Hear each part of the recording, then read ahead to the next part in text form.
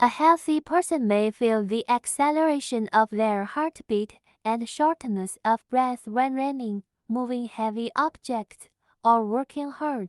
This is because when we are running or doing heavy physical activities, the number of breaths we take increases, and our heart rate also accelerates. But there is a special group of people who are also short of breath when not working, especially when exhaling and feeling particularly difficult. They can also hear a sound like a kitten's call coming out of their throat, which is called a wheezing sound. This condition is medically called bronchial asthma. And in addition to shortness of breath, there are also bursts of coughing.